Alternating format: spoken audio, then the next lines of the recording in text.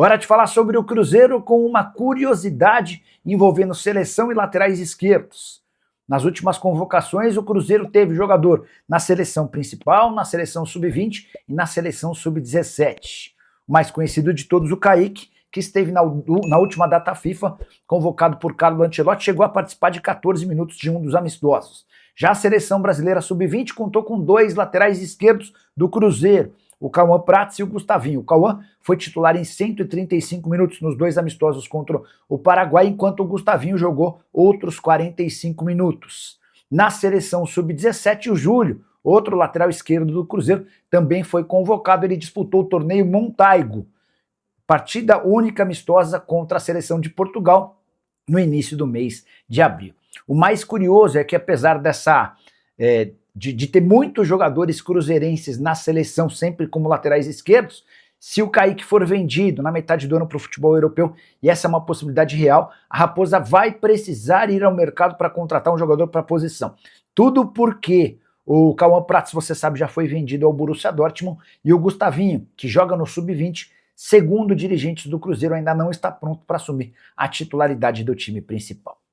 Júnior, a torcida do Cruzeiro atualmente faz duas perguntas. Que dia o Caio Jorge volta e o goleiro vai continuar com o Matheus Cunha? Atualiza pra gente, Rubinho, boa tarde. Boa tarde pra você também, Thiago. Pra quem nos acompanha no Rádio Esportes da Itatiaia, confirmando o meio-dia com 40 minutos, alô Nação Azul, o Cruzeiro finaliza a preparação à tarde na toca pro duelo de amanhã contra o Grêmio. Mais de 20 mil ingressos já foram vendidos, lembrando, horário às 8h30 da noite. E ontem na reapresentação, a boa notícia, né, Thiago? A volta do Caio Jorge às atividades e principalmente a expectativa para que ele possa voltar a ser relacionado, pelo menos já para o jogo de amanhã. Sobre goleiro, vai ganhando força Otávio para, quem sabe, assumir pelo menos a oportunidade como titular da equipe. A gente sabe de toda a pressão que vem sofrendo o Matheus Cunha pelas últimas atuações, ele que já tem 10 jogos na temporada. Na entrevista coletiva chamava muita atenção a forma e o que disse o técnico Arthur Jorge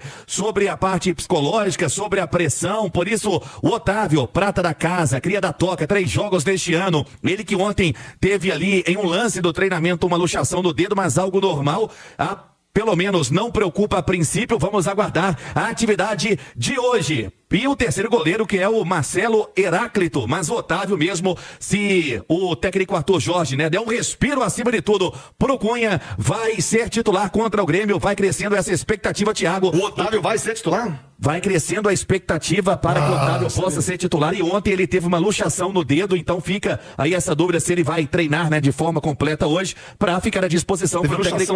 Ontem no dedo. Mas que fase também, hein? Mas, segundo informações, até mesmo que apuramos, Thiago, não preocupa. Algo que é ali corriqueiro do dia a dia, onde o goleiro acaba tendo durante a sua atividade. E vamos aguardar, até porque, como eu disse, reforço, o Arthur Jorge deixou muito claro na sua entrevista coletiva que ele pensa muito em preservar a parte psicológica, e dá pra ver nitidamente, você estava da zona mista, bem abalado o goleiro Matheus Cunha, Thiago. Com Vitor Xavier, quem não tá recebendo o carinho da torcida é o Matheus Cunha, goleirão do Cruzeiro. O bicho tá pegando, hein, João?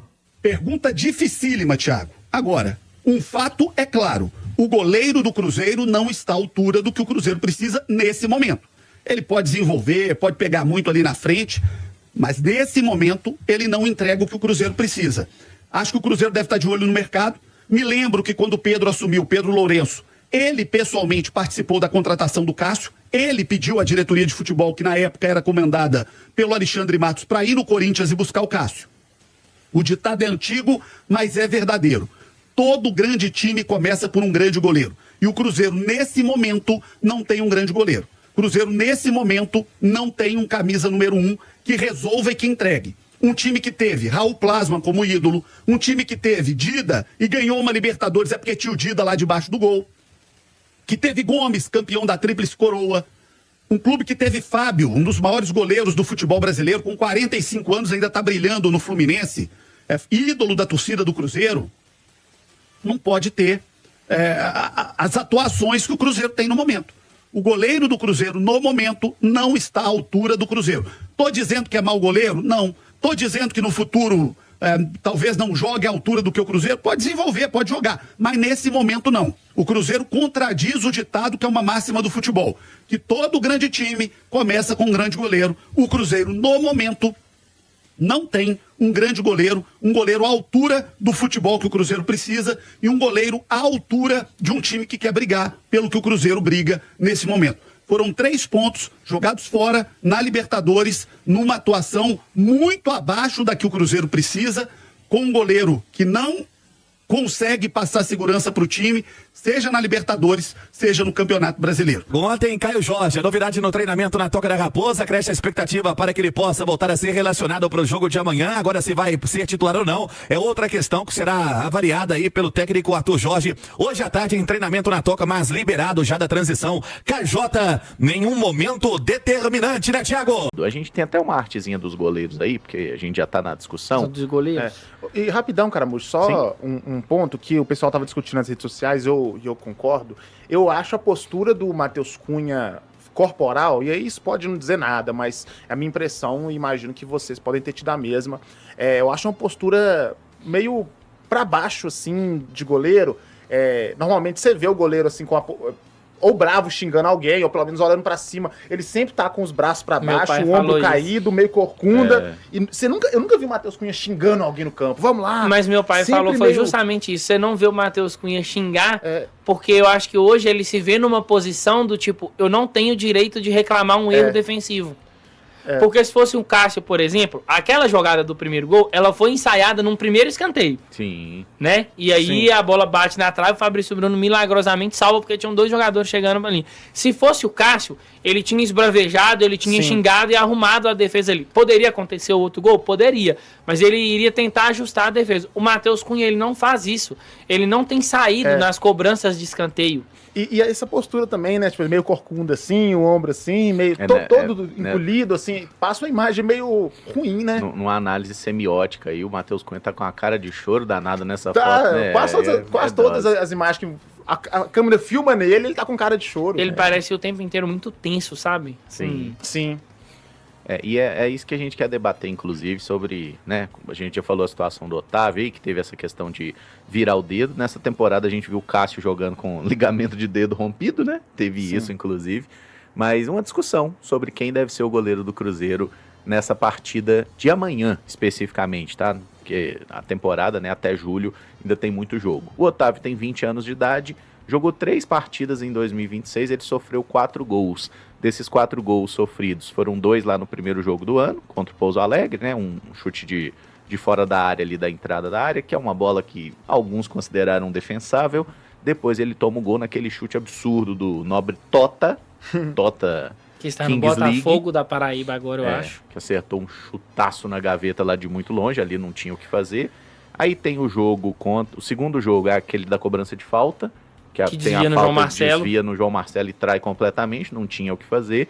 E o outro gol que ele sofre é contra o Democrata, que o Fagner recua mal, e aí o cara toca na saída dele, também não dava para ter feito nada diferente. Então, dos 4 gols que o Otávio sofreu, acho que a gente pode questionar de alguma forma Ele fez 5 defesas nesses jogos, então vê que não foi tão exigido assim, média de 1,7 defesas por jogo. Já o Matheus Cunha aí, 24 anos, um pouco mais experiente, jogou 10 partidas na temporada, ele sofreu 13 gols no período. Em 4 jogos ele não tomou gol, no caso do Otávio sofreu gol em todos os 3 jogos.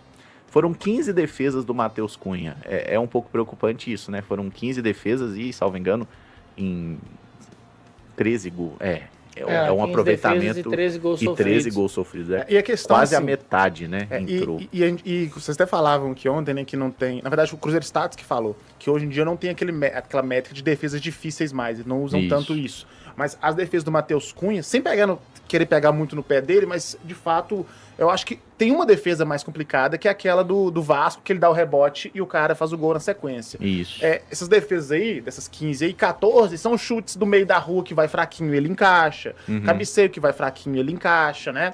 Não tem uma defesa assim, que pelo menos o chute foi forte, que ele espalmou. A defesa que ele dá uma espalmada, uma manchete, é a defesa que cede o escanteio no jogo contra o Católico, e que foi um chute ruim. que eu não sei como é que ele não encaixa aquela bola. Ele chega todo torto e dá uma manchete Eu pra até escanteio. falei ontem, assim, acho que de primeira ele já encaixar era um pouco perigoso. Ele poderia fazer aquela defesa de 2 tempos, sabe? O goleiro amortece ela e depois já pega. Mas a manchete, ela é claramente... Quando você vê o goleiro dando manchete, é goleiro que tá mal posicionado, sem confiança, ou goleiro que é fraco. Porque ali você... E ele ainda pega ela meio torta, né? Quase que ela passa, assim, no espaço. Sim. Ó. É isso. Então a gente tem aí números dos 2 goleiros e a gente já vai encaminhar pro campinho daqui a pouco. Ô, Caramujo, uma coisinha aí, que é importante a gente ver esse comparativo também pra entender que o Otávio também não vai ser... Você não vai colocar lá, ele vai... Vou usar aquele termo do virar o Neuer, né? Ele também é um goleiro que vai ter as suas dificuldades, é um cara que tá sem ritmo, sem experiência, né?